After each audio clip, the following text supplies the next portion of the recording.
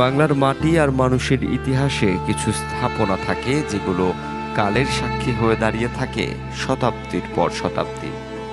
আজ আমরা চলেছি এমনই এক ঐতিহ্যের পথে, নওগাঁর কুসুম্বা গ্রামে, যেখানে মাথা উঁচু করে দাঁড়িয়ে আছে মোঘল পূর্ব বাংলার এক গৌরবময় নিদর্শন, কুসুম্বা মসজিদ।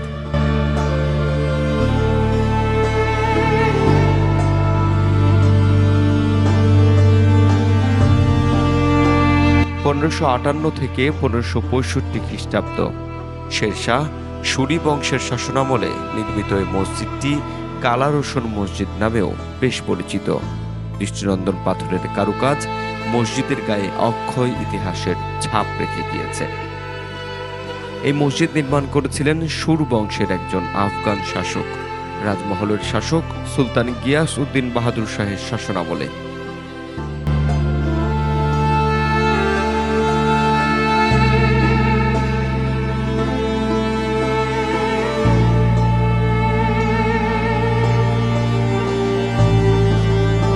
পাথরের ওপর খোদাই করা ফুল, লতা আর জ্যামিতিক নকশাগুলো শুধু স্থাপত্যই নয়, বরং শিল্পের এক অপূর্ব নিদর্শন। 1897 সালের ভূমিকম্পে কুসুম্বা মসজিদ ক্ষতিগ্রস্ত হয়, তবে ধ্বংস হয়নি। সময়ের প্রলাপে ক্ষতবিক্ষত হলেও এর প্রতিটি ইটে, প্রতিটি খোদায়ে একটি বার্তা: আমি ইতিহাস, আমি ঐতিহ্য।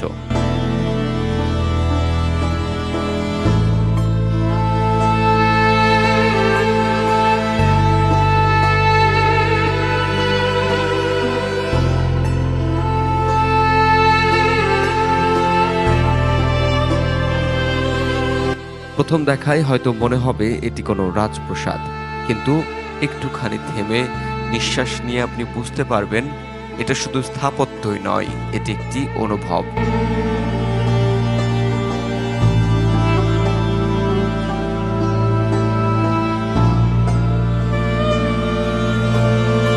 একটি প্রার্থনার ধ্বনি যেটি পাথরের গায়ে লেখা আছে।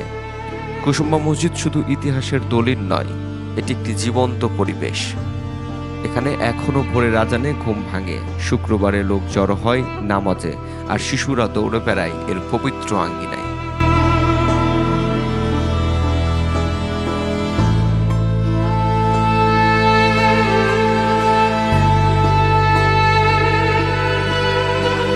কত শত প্রজন্ম এসেছিল, চলে গিয়েছে।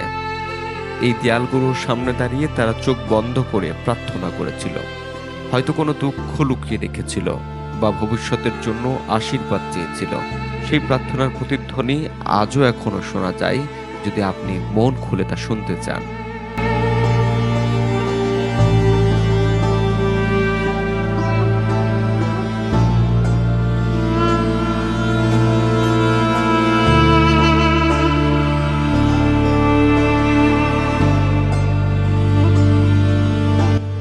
নতুন প্রজন্ম যখন এই মসজিদটি দেখতে আসে, তারা শুধু ছবি তোলে না, তারা ফিরে যায় সময়ের পেছনে, অনুভব করে নিজেদের শিকড়।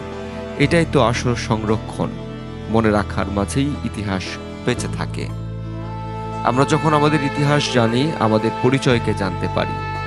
কুসুম্বা মসজিদ আমাদের শেখায় স্থাপত্য শুধু ইট বা পাথর নয়, এটি বিশ্বাস, ভালোবাসা আর সময়ের ভাষায় লেখা এক মহাকাব্য।